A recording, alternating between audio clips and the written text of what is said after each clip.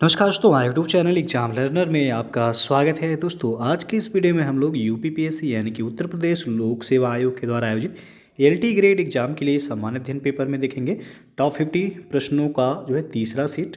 इसके पहले दो सेट जो है टॉप 50 का अपलोड किया गया है, तो आप लोग नहीं देखेंगे चैनल के प्लेलिस्ट में जाके वहाँ से देख सकते हैं। साथ में यदि आप एलटी ग्रेड एग्जाम का जो है जीएस का प्रैक्टिस सेट सॉल्व करना चाहते हैं तो भी चैनल के प्लेलिस्ट में अपलोड किया गया है। करीब 20 प्रैक्टिस सेट सॉल्व कराया गया है, तो उसे आप चैनल के प्लेलिस्ट में जाके देख सकते हैं। साथ में आप यूपी स्पेशल और करंट अफेयर्स का भी वीडियो चैनल के प्लेलिस्ट में आपको मिल जाएगा। तो वीडियो को लाइक शेयर कर दीजिएगा। चैनल पर पहली बार आए हैं तो चैनल को सब्सक्राइब कर लीजिएगा, साथ में बेल आइकन को प्रेस कर लीजिएगा, जिससे आने वाले अगले वीडियो का नोटिफिकेशन आपको पहले मिलता रहे। और पीडीएफ आपको टेलीग्राम चैनल पर मिल जाएगा, नीचे डिस्क्रिप्शन में टेलीग्राम का लिंक दे दिया गया, वहाँ से ज्वाइन करके आप पीडीएफ भी डाउनलोड कर सकते हैं। तो आइए शुरू करते हैं।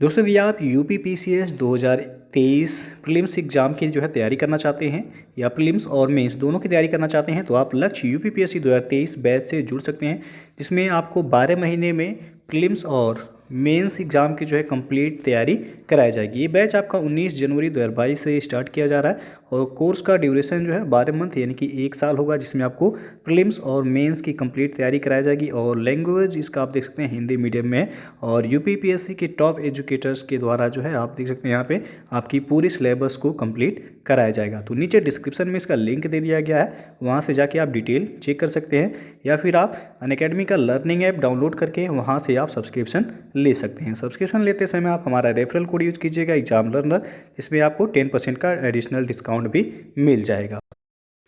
और इसके साथ ही यदि आप यूपीपीएससी या फिर यूपी ट्रिपल एससी एग्जाम की प्रिपरेशन करना चाहते हैं तो अनअकैडमी के द्वारा वीकेंड स्पेशल क्लास फेस्टिवल जो कि यूपी के टॉप एजुकेटर्स के द्वारा जो है ये चलाया जा रहा है, और ये 15 और 16 जनवरी को क्लासेस होंगी, जो कि आपका नीचे डिस्क्रिप्शन में लिंक दिया गया है, वहाँ से जाके आप ज्वाइन कर सकते हैं। और दिन भर के चलने वाले इस लाइव सेशन से जुड़ के आप जो है अपने सारे डाउट्स को क्लियर कर सकते हैं और एग्ज़ाम से जुड़े सभी महत्वपूर्ण जानकारी जो है आपको इसमें दिया जाएगा।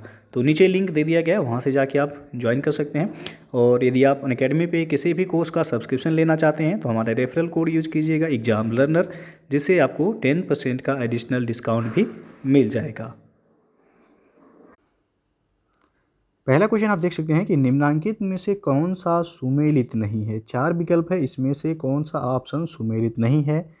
तो यहाँ पे आप देख सकते हैं बी ऑप्शन, अनुच्छेद 226 दिया गया धन विधेयक की परिभाषा, जो कि ये गलत है। भारतीय संविधान के अनुच्छेद 110 में है धन विधेयक की परिभाषा, और धन विधेयक केवल जो है लोकसभा में ही पेश किया जाता है, और कोई विधेयक धन विधेयक है या नहीं इसका निर्धारण कौन करता है, तो लोकसभा अध्यक्ष करता है।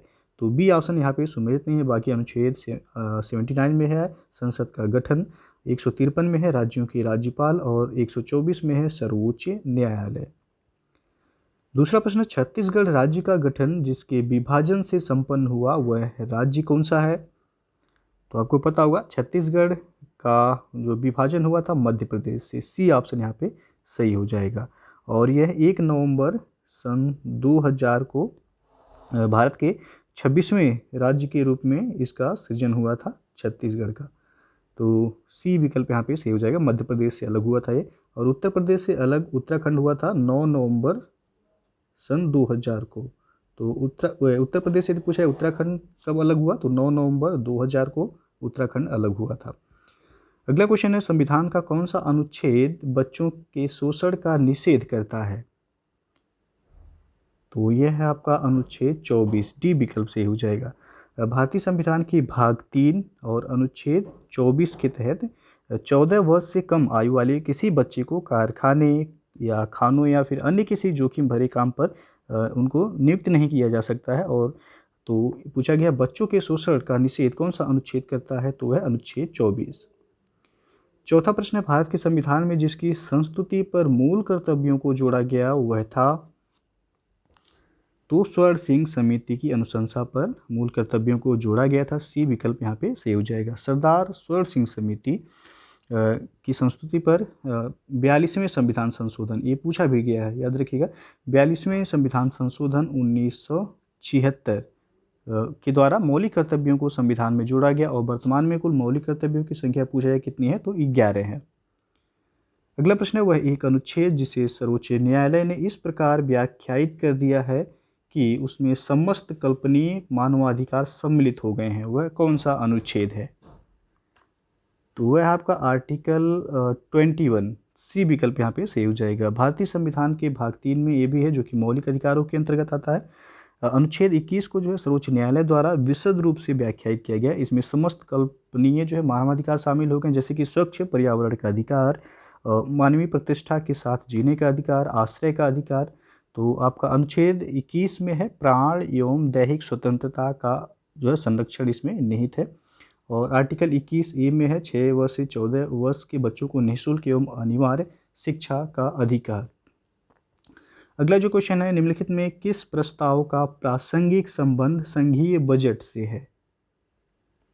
तो ये है कटौती प्रस्ताव, सी ऑप्शन यहाँ पे सही हो जाएगा। कटौती प्रस्ताव का प्रासंगिक संबंध संघीय बजट से है और यह 3 प्रकार के होते हैं। पहला होता है नीति कटौती प्रस्ताव, दूसरा आर्थिक कटौती और तीसरा होता है सांकेतिक कटौती प्रस्ताव। तो यहाँ पे सी ऑप्शन सही हो जाएगा। 7वां क्वेश्चन है, राष्ट्रपति द्वारा राज्यसभा के कितने सदस्य मनोनीत किए जा सकते हैं? तो राज्यसभा में राष्ट्रपति के द्वारा 12 सदस्य मनोनीत किए जा सकते हैं। सी ऑप्शन यहाँ पे सही हो जाएगा। और जिन्हें जो है कला, साहित्य, विज्ञान और समाज सेवा विषयों के संबंध में विशेष ज्ञान या फिर व्यावहारिक अनुभव प्राप्त हो उसे ही मनोनीत किया जा सकता है। और राज्यसभा की अधिकतम संख्या यदि पूछा जाए तो 250 निर्धारित है। इनमें से 238 अप्रत्यक्ष रूप से निर्वाचित होते हैं और 12 ये आपका मनोनीत किए जाते हैं, तो टोटल 250। अगला जो क्वेश्चन है, राष्ट्रपति लोकसभा में किस सीमा तक आंग्ल भारतीय समुदाय के सदस्यों को मनोनीत कर सकते हैं? तो यहाँ पे जो है आपका बी ऑप्शन से हो जाएगा, 2 से अनधिक। और जो है आपको पता होगा अभी से 104वें संविधान संशोधन विधेयक द्वारा इस प्रावधान को अब निरस्त कर दिया गया, यानी कि अब मनोनीत नहीं किया जा सकता है। तो ये जो है आपका क्वेश्चन याद रखिएगा, पूछा भी जा सकता है, करेंट का भी क्वेश्चन हो सकता है कि राष्ट्रपति लोकसभा में किस सीमा तक जो सदस्यों को मनोनीत करते थे जो आंग्ल भारतीय समुदाय से संबंधित होते थे, उन्हें कब समाप्त किया गया, कौन से संशोधन के द्वारा? तो 104वें संविधान संशोधन विधेयक द्वारा अब इस प्रावधान को खत्म कर दिया गया है। अगला क्वेश्चन है, निम्नलिखित में कौन अनन्य रूप से प्रशासकीय तंत्र से संबंधित थी? तो यहाँ पे ए ऑप्शन से होगा, पाल एपीलबी रिपोर्ट। पाल एच एपीलबी रिपोर्ट जो है अनन्य रूप से प्रशासकीय तंत्र से संबंधित थी, जबकि यहाँ पे जो दिया गया सरकारी आयोग रिपोर्ट तो ये केंद्र एवं राज्य संबंधों पर संबंधित है। संथानम समिति रिपोर्ट ये आपका भ्रष्टाचार की रोकथाम से संबंधित थी। 10वां प्रश्न आपका, दिए गए युग्मों में से कौन सा सुमेलित नहीं है? एक तरफ है नगर, दूसरी तरफ स्थानीय निकाय, तो कौन सा सुमेलित नहीं है ये बताना है। तो सी विकल्प आप देख सकते हैं, गाजियाबाद दिया गया है नगर पालिका परिषद, तो ये आपका गलत है। गाजियाबाद नगर पालिका परिषद नहीं बल्कि नगर निगम है। ये क्या है? तो नगर निगम है ये। तो सी ऑप्शन सुमेलित नहीं है। बाकी लखनऊ छावनी परिषद है, कानपुर नगर निगम है, काकोरी नगर पंचायत है। अगला क्वेश्चन है, पंचायतों में अध्यक्ष पद के लिए आरक्षण का आधार है? तो आरक्षण का आधार लिंग और जाति है। डी ऑप्शन सही हो जाएगा यहाँ पे। और 73वां संविधान संशोधन अधिनियम के द्वारा जो है प्रत्येक पंचायत में अनुसूचित जाति एवं जनजाति को उनकी संख्या के कुल संख्या के अनुपात में सीटों पर आरक्षण उपलब्ध कराता है। और इस अधिनियम के द्वारा ही महिलाओं को भी 1/3 आरक्षण प्रदान किया गया है। और अधिनियम जो है विधानमंडल को इसके लिए भी अधिकृत करता है कि वह पंचायत अध्यक्ष के कार्यकाल हेतु पिछड़े वर्गों के लिए भी आरक्षण की व्यवस्था करे। तो यहाँ पे डी ऑप्शन सही होगा। 12वां क्वेश्चन है, हड़प्पा संस्कृति की उत्तरी सीमा का निर्धारण करता है? तो यह मांडा करता है। बी ऑप्शन सही हो जाएगा। हड़प्पा संस्कृति की उत्तरी सीमा का निर्धारण जम्मू कश्मीर में अवस्थित है मांडा, यह करता है। इसी तरह जो है दक्षिणी सीमा में यदि पूछा जाए तो दैमाबाद, और पूर्वी सीमा में आलमगीरपुर है, और पश्चिमी सीमा में है सुतका गेंडोर द्वारा सीमा का निर्धारण किया जाता है। 13 नंबर क्वेश्चन है, पवित्र गायत्री मंत्र जिस ग्रंथ में अंतर्विष्ट है वह कौन सा है? तो वह है ऋग्वेद। ए विकल्प से हो जाएगा। गायत्री मंत्र ऋग्वेद के तृतीय मंडल में है, जिसकी रचना विश्वामित्र ने की थी और यह मंत्र सूर्य देवता को समर्पित है। 14 नंबर क्वेश्चन है, सम्राट हर्षवर्धन ने जिस स्थान पर राजधानी स्थापित की वह था, तो वह था कन्नौज। बी ऑप्शन से हो जाएगा। हर्षवर्धन ने कन्नौज में अपनी राजधानी स्थापित की थी और इससे पूर्व हर्षवर्धन की राजधानी थानेश्वर था। कहाँ पे था, तो थानेश्वर था। और हर्षवर्धन ने जो है रत्नावली, नागानंद एवं प्रियदर्शिका नामक नाटक भी लिखे हैं। 15 नंबर प्रश्न है, गुप्त अभिलेखों में दिनार जिसका वाचक है वह है, तो स्वर्ण सिक्का हो जाएगा यहाँ पे। ए ऑप्शन सही होगा।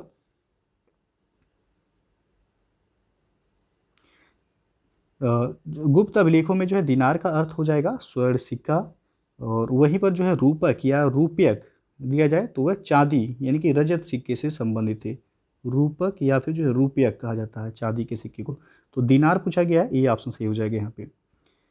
16 नंबर प्रश्न है, निम्नांकित शासकों में आगरा को जिसने राजधानी बनाया था वह कौन था, तो वह था सिकंदर लोदी। बी विकल्प यहाँ पे सही हो जाएगा। और सिकंदर लोदी ने ही 1504 ईस्वी में आगरा की स्थापना की थी। उसने राजस्थान के शासकों पर अपने अधिकार को सुरक्षित रखने और व्यापारिक मार्गों पर नियंत्रण स्थापित करने को ध्यान में रखते हुए आगरा को राजधानी बनाया था। उसने भूमि की माप करवाई और इसके लिए गजे सिकंदरी का भी प्रयोग सिकंदर लोदी ने ही किया था। तो बी ऑप्शन सही हो जाएगा। 17 नंबर क्वेश्चन है, जिस व्यक्ति ने कहा था हिनोज दिल्ली दूरस्थ यानी कि अभी दिल्ली दूर है वह कौन थे, तो ये कहा गया था निजामुद्दीन औलिया के द्वारा। बी विकल्प सही हो जाएगा। निजामुद्दीन औलिया ने कहा था हनूज दिल्ली दूर अस्त यानी कि अभी दिल्ली दूर है। औलिया ने यह कथन सुल्तान गयासुद्दीन तुगलक को जवाब देते हुए कहा था और सुल्तान का औलिया से जो है कुछ मनमुटाव हो गया था इस कारण। अगला जो प्रश्न है, अब निम्नलिखित शासकों में जिसने एक सिख गुरु का सरकलम करवाया था वह कौन था, तो यहाँ पे जो सही होगा आपका डी ऑप्शन, उपयुक्त में से कोई नहीं। क्योंकि औरंगजेब ने जो है सिख गुरु तेग बहादुर का सरकलम करवाया था। इनके बारे में कहा जाता है कि सर दिया किंतु सार नहीं दिया। इनकी याद में ही शीशगंज गुरुद्वारा का निर्माण जो है कराया गया है। तो यहाँ पे ऑप्शन में जो सही होगा डी ऑप्शन, उपयुक्त में से कोई नहीं। और 19वां क्वेश्चन है, निम्नांकित चित्रकारों में जहांगीर ने जिसे नादिर उज जमा की पदवी प्रदान की वह थे, तो वह थे अबुल हसन। ये विकल्प सही होगा यहाँ पे। चित्रकार अबुल हसन को जहांगीर ने नादिर उज जमा की पदवी प्रदान की थी और उस्ताद मंसूर को नादिर उल अस्र, इनको नादिर उल अस्र की जो है पदवी दी गई थी और अबुल हसन को नादिर उज जमा की पदवी दी गई थी। तो यहाँ पे ये विकल्प आपका सही हो जाएगा। अगला प्रश्न है, बंगाल को विभाजित करने में लॉर्ड कर्जन का वास्तविक उद्देश्य था, तो वास्तविक उद्देश्य था बंगाल में राष्ट्रीयता से जुड़ी शक्तियों का निर्बलीकरण यानी कि कमजोर करना।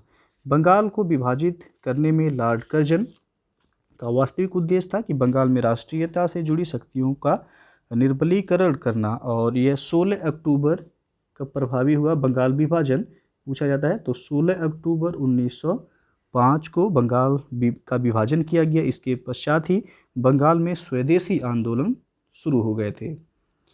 और 21वां क्वेश्चन है, 1814 से 17 की अवधि में जिस क्षेत्र के तालुकेदारों ने अंग्रेजी शासन के विरुद्ध विद्रोह किया वह था, तो यहाँ पे आपका ए ऑप्शन सही होगा अलीगढ़। अलीगढ़ के तालुकेदारों का विद्रोह 1814 से 17 ईस्वी में हुआ था और मालवा में बुंदेलों का विद्रोह जो हुआ था वह आपका 1842 में हुआ था। तो मालवा में बुंदेल के द्वारा विद्रोह किया गया था और अलीगढ़ में तालुकेदारों ने अंग्रेजी शासन के विरुद्ध विद्रोह किया था। 22वां क्वेश्चन है, खिलाफत आंदोलन के साथ और कौन सा आंदोलन प्रारंभ किया गया था, तो इसके साथ असहयोग आंदोलन प्रारंभ किया गया था। डी विकल्प से हो जाएगा। खिलाफत आंदोलन के साथ ही असहयोग आंदोलन शुरू हुआ था। और खिलाफत आंदोलन ये 1919 में शुरू हुआ था और असहयोग आंदोलन ये आपका 1 अगस्त 1920, असहयोग आंदोलन पूछा जाए तो 1 अगस्त 1920 को यह शुरू हुआ और खिलाफत आंदोलन 1919 में। अगला जो प्रश्न है, सन्यासी विद्रोह भड़कने का स्थल कौन था? तो वह था बंगाल। बी विकल्प सही हो जाएगा यहाँ पे। सन्यासी विद्रोह भड़कने का स्थल बंगाल था और इस विद्रोह का वर्णन बंकिम चंद्र चटर्जी ने अपने उपन्यास आनंद मठ में किया है। तो यहाँ पे बी ऑप्शन सही हो जाएगा। एक पूछा भी जाता है आनंद मठ किसकी रचना है, तो यह है बंकिम चंद्र चटर्जी का। अगला क्वेश्चन है, मुंडा बगावत का नेता कौन था? तो इसके नेता थे बिरसा मुंडा। ये विकल्प सही हो जाएगा। और मुंडा विद्रोह ये आपका 1899 से 1900 में हुआ था और इसके नेता बिरसा मुंडा थे। और सीदो कान्हू के द्वारा जो है संथाल विद्रोह किया गया था, जो कि 1856 में यह विद्रोह हुआ था। अगला क्वेश्चन देखते हैं कि निम्नलिखित में वह कौन सा व्यक्ति था जिसने वर्ष 1931 में गुरुवायूर मंदिर में अछूतों के प्रवेश संबंधी प्रयाण का नेतृत्व किया था? तो यहाँ पे जो सही हो जाएगा डी विकल्प, टी.एस. तिरुमाम्बू। गुरुवायूर सत्याग्रह का जो प्रारंभ हुआ था वह 1 नवंबर 1931 से जो है के केलप्पन द्वारा किया गया था। किसके द्वारा? तो के केलप्पन के द्वारा किया गया था। और इसमें प्रसिद्ध कवि थे टी सुब्रमण्यम तिरुमाम्बू। इनके द्वारा 16 स्वयंसेवकों के एक जत्थे का नेतृत्व किया गया था। और इस आंदोलन के अन्य नेता ए के गोपालन थे, मन्नथ पद्मनाभन थे और एन.पी. दामोदरन थे। तो ऑप्शन में जो दिया गया है यहाँ पे टी.एस. तिरुमाम्बू सही हो जाएगा। अगला क्वेश्चन है, भारत पाक के मध्य शिमला समझौता जिस वर्ष हस्ताक्षरित हुआ वह था? तो यह हुआ था 1972 में। ये विकल्प सही हो जाएगा। भारत और पाकिस्तान के मध्य शिमला समझौता 2 जुलाई 1972 को हिमाचल प्रदेश के शिमला में तत्कालीन भारतीय प्रधानमंत्री इंदिरा गांधी एवं तत्कालीन पाकिस्तानी राष्ट्रपति जुल्फिकार अली भुट्टो के मध्य हस्ताक्षरित हुआ था।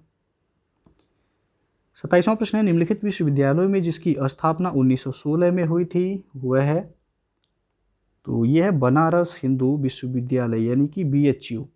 बनारस हिंदू विश्वविद्यालय की स्थापना 1916 में पंडित मदन मोहन मालवीय के द्वारा की गई थी। इसकी स्थापना BHU अधिनियम 1915 के अंतर्गत की गई थी और इनमें जो है संस्थापक सदस्यों में एनी बेसेंट का भी जो है नाम आता है। अगला क्वेश्चन है, उन्होंने कांग्रेस के बनारस अधिवेशन की अध्यक्षता की। सूरत फूट के बाद उन्होंने उदारवादियों का नेतृत्व किया। उन्होंने दक्षिण अफ्रीका पहुंचकर गांधी जी के साथ महत्वपूर्ण सेवा की। उन्होंने सर्वेंट्स ऑफ इंडिया सोसाइटी की स्थापना की। निम्नलिखित व्यक्तियों में जिस पर उपर्युक्त कथन चरितार्थ होते हैं वह कौन है? तो आपको जो है पता चल गया होगा, ये है गोपाल कृष्ण गोखले के बारे में। गोपाल कृष्ण गोखले ने ही कांग्रेस के जो है बनारस अधिवेशन की अध्यक्षता की थी। और सूरत फूट जो कि 1907 में हुआ था, उसके बाद उन्होंने उदारवादियों का नेतृत्व किया। उन्होंने दक्षिण अफ्रीका पहुंचकर गांधी जी के साथ महत्वपूर्ण सेवा की। वे गांधी जी के राजनीतिक गुरु भी माने जाते हैं गोपाल कृष्ण गोखले। और उन्होंने सर्वेंट्स ऑफ इंडिया सोसाइटी की स्थापना भी की थी। तो डी विकल्प सही हो जाएगा यहाँ। अगला क्वेश्चन है, जिस वर्ष क्रिप्स मिशन भारत में आया वह था? तो 1942 से हो जाएगा। सी विकल्प। वर्ष 1942 में क्रिप्स मिशन भारत आया था और इस मिशन के अध्यक्ष थे सर स्टेफर्ड क्रिप्स। और इसका मुख्य उद्देश्य था द्वितीय विश्व युद्ध में ब्रिटेन के पक्ष में भारत का सहयोग पाना। और 30वां प्रश्न देखते हैं कि निम्नांकित में जिन्होंने वर्नाक्यूलर प्रेस एक्ट का निरसन किया वह थे? तो वह थे लॉर्ड रिपन। बी विकल्प यहाँ पे सही हो जाएगा। लॉर्ड लिटन के द्वारा 1878 में, किसके द्वारा? तो लॉर्ड लिटन के द्वारा 1878 में देसी समाचार पत्रों पर नियंत्रण रखने हेतु वर्नाक्यूलर प्रेस एक्ट लाया गया था। और लॉर्ड रिपन ने वर्नाक्यूलर प्रेस एक्ट का निरसन यानी कि इसको खत्म किया था। और वर्नाक्यूलर प्रेस एक्ट को मुंह बंद करने वाला अधिनियम भी कहा जाता है। तो यहाँ पे पूछा गया है निरसन यानी कि खत्म किसने किया वर्नाक्यूलर प्रेस एक्ट? तो लॉर्ड रिपन ने। शुरू किसने किया था? तो लॉर्ड लिटन ने 1878 में शुरू हुआ था। अगला क्वेश्चन है, सन 1939 में निम्नलिखित में से कौन व्यक्ति All India States People's Conference का अध्यक्ष था? तो वह थे पंडित जवाहरलाल नेहरू। बी विकल्प से हो जाएगा। 1939 में Jawaharlal Nehru All India States People's Conference के अध्यक्ष थे और यह कॉन्फ्रेंस लुधियाना में हुआ था। 32वां प्रश्न है, भूदान आंदोलन के प्रवर्तक कौन थे? तो वह थे आचार्य विनोबा भावे। डी विकल्प से हो जाएगा। और ये आंदोलन वर्ष 1951 में तत्कालीन आंध्र प्रदेश, जो कि वर्तमान में तेलंगाना हो गया है, कि पोचमपल्ली ग्राम से यह शुरू हुआ था। अगला क्वेश्चन है, निम्नलिखित में वह कौन सा पत्र था जिसे 1932 में हरिजन बंधु में परिवर्तित कर दिया गया? तो वह पत्र था नवजीवन। बी ऑप्शन यहाँ पे सही हो जाएगा। 1932 में नवजीवन समाचार पत्र के बंद होने के पश्चात गांधी जी ने अंग्रेजी में हरिजन, हिंदी में हरिजन सेवक एवं गुजराती में हरिजन बंधु का प्रकाशन किया। और हरिजन का प्रथम अंक जो प्रकाशित हुआ था वह 11 फरवरी 1933 को। तो यहाँ पे बी विकल्प सही हो जाएगा, नवजीवन। 34वां क्वेश्चन है, इंडियन नेशनल कांग्रेस के किस स्थान पर आयोजित अधिवेशन में बाल गंगाधर तिलक ने घोषणा की थी, स्वराज मेरा जन्मसिद्ध अधिकार है, मैं उसे प्राप्त करके रहूँगा? तो यहाँ पे डी ऑप्शन सही होगा, लखनऊ अधिवेशन 1916। इंडियन नेशनल कांग्रेस के लखनऊ अधिवेशन 1916 में बाल गंगाधर तिलक ने यह घोषणा की थी कि स्वराज मेरा जन्मसिद्ध अधिकार है, मैं इसे प्राप्त करके रहूँगा। इस अधिवेशन की अध्यक्षता अंबिका चरण मजूमदार के द्वारा किया गया था। और 35 नंबर क्वेश्चन है, नमक सत्याग्रह के दौरान गांधी जी के गिरफ्तार हो जाने पर आंदोलन के नेतृत्व का भार जिन्होंने संभाला वह थे? तो वह थे अब्बास तैयब जी। डी विकल्प यहाँ पे सही हो जाएगा। नमक सत्याग्रह जो कि 1930 में प्रारंभ हुआ, इसके दौरान गांधी जी के गिरफ्तार, जो कि गांधी जी गिरफ्तार हुए थे 5 मई 1930 को। गिरफ्तार हो जाने के बाद आंदोलन का नेतृत्व का भार अब्बास तैयब जी ने संभाला। उनकी भी गिरफ्तारी हो जाने के बाद सरोजिनी नायडू ने 21 मई 1930 को धरसना नामक नमक गोदाम पर धावे का नेतृत्व किए थे। और अगला प्रश्न देखते हैं कि फिलॉसफी ऑफ बॉम्ब नामक विवर्डिका के लेखक कौन थे? तो वह थे भगवती चरण बोहरा। सी विकल्प से हो जाएगा। फिलॉसफी ऑफ बॉम्ब नामक विवर्डिका के लेखक भगवती चरण बोहरा थे। महात्मा गांधी जो है द कल्ट ऑफ बम के लेखक के प्रत्युत्तर में ही चंद्रशेखर आज़ाद की सलाह पर बोहरा ने यह लेख लिखा था। 37 नंबर क्वेश्चन है कि वह कौन सा वर्ष था जब इंडियन नेशनल कांग्रेस ने पूर्ण स्वाधीनता को अपना लक्ष्य अंगीकृत किया?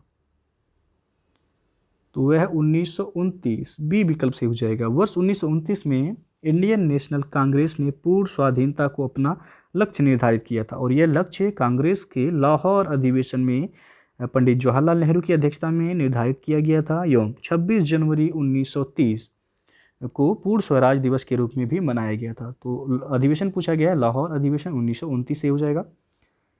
38 नंबर क्वेश्चन देखते हैं कि किस आंदोलन के चलते रविंद्रनाथ ठाकुर ने आमार सोनार बांग्ला नामक गीत की रचना की थी? तो इसका सही आंसर होगा ऑप्शन सी, स्वदेशी आंदोलन के चलते। 1905 में बंगाल विभाजन के विरोध के स्वरूप उत्पन्न स्वदेशी आंदोलन के दौरान रविन्द्रनाथ टैगोर यानी कि रविन्द्रनाथ ठाकुर ने अमार सोनार बांग्ला नामक गीत की रचना की और आगे चलकर यह बांग्लादेश का राष्ट्रगान भी बन गया। अगला क्वेश्चन है, निम्नलिखित आंदोलनों को पूर्वापर क्रम में व्यवस्थित कीजिए। तो सबसे पहला है सविनय अवज्ञा आंदोलन, उसके बाद खिलाफत आंदोलन, फिर है सहयोग आंदोलन, फिर है भारत छोड़ो आंदोलन। तो आपको पता होगा यहाँ पे जो है सविनय अवज्ञा आंदोलन कब शुरू हुआ था? 1930 में। उसके बाद खिलाफत आंदोलन ये आपका 1919 में शुरू हुआ। और असहयोग आंदोलन 1 अगस्त 1920 को शुरू हुआ। और भारत छोड़ो आंदोलन 1942 में शुरू हुआ था। तो क्रम से यदि देखा जाए तो आपका यहाँ पे सी ऑप्शन से हो जाएगा 2, 3, 1, 4। अगला प्रश्न है आपका, दिन के प्रकाश में हरित पर्णों का क्लोरोफिल सार जिस वर्ण में प्रतिदीप्त होता है वह है? तो वह आपका लाल रंग। ये विकल्प से हो जाएगा यहाँ पे। और अगला क्वेश्चन है, सूर्य की विकिरण ऊर्जा जिसका परिणाम है वह है? तो यह नाभिकीय संलयन का परिणाम। बी ऑप्शन सही हो जाएगा। सूर्य तथा ब्रह्मांड के अन्य तारों की ऊर्जा का स्रोत वहाँ पर होने वाला नाभिकीय संलयन है। और सूर्य का अधिकांश भाग हाइड्रोजन एवं हीलियम का बना है तथा इसके भीतर के भाग का ताप करीब जो है आपका 1.5 इंटू 10⁻⁷ डिग्री सेल्सियस होता है। और इतने अधिक ताप पर हाइड्रोजन नाभिकों का संलयन होता रहता है और अपार ऊर्जा मुक्त होती है। इसके अतिरिक्त जो है तारों में गुरुत्वीय संकुचन भी उनकी ऊर्जा का एक स्रोत होता है। तो यहाँ नाभिकीय संलयन सही हो जाएगा। 42वां प्रश्न है, दांत कर्बूरित हो जाते हैं जब पेयजल में प्रचुर मात्रा में रहती या रहता है। तो फ्लोरीन, ये ऑप्शन सही हो जाएगा। पेयजल में उपस्थित फ्लोराइड आयनों की 1.0 ppm मात्रा वह दंत क्षरण को रोकती है, जबकि इसकी 1.5 ppm मात्रा दांतों के कर्बूरित यानी कि पीलापन होने का कारण होता है। तो ये ऑप्शन सही होगा फ्लोरीन। 43वां क्वेश्चन है, हृदय कब विश्राम करता है। तो हृदय आपका डी ऑप्शन यहाँ जो सही होगा दिया गया, उपयुक्त में से कोई नहीं। वयस्क मनुष्य में हृदय सामान्यतः देखा जाए तो 72 से 75 बार प्रति मिनट ये धड़कता है और हृदय दो धड़कनों के बीच आराम करता है। दो संकुचनों के बीच का काल विश्राम अथवा शिथिलता काल कहलाता है। तो हृदय पूछा है कब विश्राम करता है, तो यदि ऑप्शन में रहता है दो धड़कनों के बीच तब से होता, लेकिन ऑप्शन में है नहीं, तो इसलिए डी ऑप्शन से हो जाएगा, उपयुक्त में से कोई नहीं। अगला क्वेश्चन है, वह कौन सा मानव अंग है जिसके रोगग्रस्त हो जाने पर डायलिसिस की आवश्यकता पड़ती है। तो वह है वृक्क। यहाँ पे बी ऑप्शन से हो जाएगा। जब वृक्क रोगग्रस्त या किन्हीं कारणोंवश जो है क्षतिग्रस्त हो जाता है और रुधिर को साफ नहीं कर पाता है, तो ऐसी स्थिति में ब्लड को साफ करने के लिए डायलिसिस की आवश्यकता होती है। और डायलिसिस की प्रक्रिया में अपोहक यानी कि डायलाइजर का प्रयोग किया जाता है, जो कि कृत्रिम वृक्क यानी कि आर्टिफिशियल किडनी के रूप में कार्य करता है। तो यहाँ पे बी ऑप्शन से हो जाएगा वृक्क यानी कि किडनी। अगला क्वेश्चन है, यहाँ पे मिलान करना है, एक तरफ अणु दिया गया है, दूसरी तरफ तत्व दिया गया है। तो विटामिन B12 तो हो जाएगा आपका कोबाल्ट यानी का दूसरा, हीमोग्लोबिन हो जाएगा आयरन, तो बी का हो जाएगा यहाँ पे चौथा। उसके बाद क्लोरोफिल, ये आपका हो जाएगा मैग्नीशियम, और चाल्कोपाइराइट में क्या पाया जाता है, तो इसमें हो जाएगा कॉपर। डी का हो जाएगा तीसरा, सी का हो जाएगा पहला और डी का तीसरा। 2 4 1 3 2 4 1 3 आप देख सकते हैं, पहला ही विकल्प यहाँ सही हो जाएगा। 46वां क्वेश्चन है, विकिरण चिकित्सा में कोबाल्ट 60 को इसके लिए प्रयुक्त किया जाता है क्योंकि इसके विशिष्ट गुण के कारण उत्सर्जित होती है। तो गामा किरणें उत्सर्जित होती हैं, डी ऑप्शन से हो जाएगा। कोबाल्ट 60 कोबाल्ट का सिंथेटिक रेडियोधर्मी आइसोटोप है। कोबाल्ट पर न्यूट्रॉनों की बमबारी के फलस्वरूप गामा किरणें उत्सर्जित होती हैं। यही कारण है कि यह विकिरण चिकित्सा में प्रयुक्त होता है। इसका उपयोग कैंसर के इलाज में किया जाता है। 47वां क्वेश्चन है, निम्न प्रकार के वृक्षों में सामाजिक वानिकी हेतु किसके रोपण को प्रोत्साहित किया जाता है। तो यह है बहुउपयोगी, डी ऑप्शन से हो जाएगा। सामाजिक वानिकी हेतु बहुउपयोगी वृक्षों के रोपण को प्रोत्साहित किया जाता है। और 48वां क्वेश्चन है, निम्नलिखित में मेन कौन सी है। तो मेन इसमें आपका फ्लाइंग फिश होगा, बी ऑप्शन। फ्लाइंग फिश हो गया, कैट फिश हो गया, pipe fish, pedal fish, gold fish, ये सभी वास्तविक मेन यानी कि वास्तविक मछली हैं, जबकि crayfish, silverfish, cuttlefish और उसमें आपका जेली फिश भी आता है, ये जो है आपका वास्तविक मेन नहीं है यानी कि मछली नहीं है। अगला जो क्वेश्चन है, निम्नलिखित में से कौन सा पक्षी 300 किलोमीटर प्रति घंटा की रफ्तार से हवा में गोता लगा सकता है। तो यह है पेरेग्रीन फाल्कन, डी ऑप्शन सही हो जाएगा। यहाँ पे इसको फाल्को पेरेग्रिन्स भी कहते हैं। ये पक्षी जो है 300 किलोमीटर प्रति घंटा की रफ्तार से हवा में गोता लगा सकता है। और अंतिम क्वेश्चन है, निम्नलिखित में कौन सा युग्म सुमेलित नहीं है। तो यहाँ पे आप देख सकते हैं सी ऑप्शन, खासी जनजाति दिया गया सिक्किम। तो खासी जनजाति सिक्किम में नहीं बल्कि कहाँ पाए जाते हैं, मेघालय में। गारो, खासी, जैंतिया, इन्हीं के नाम पे पहाड़ी भी है और जनजातियाँ भी ये मेघालय की हैं। तो खासी कहाँ की है, मेघालय की। ये सी ऑप्शन सुमेलित नहीं है। बाकी भील जनजाति राजस्थान में पाई जाती हैं, संथाल झारखंड में, और टोडा जनजाति तमिल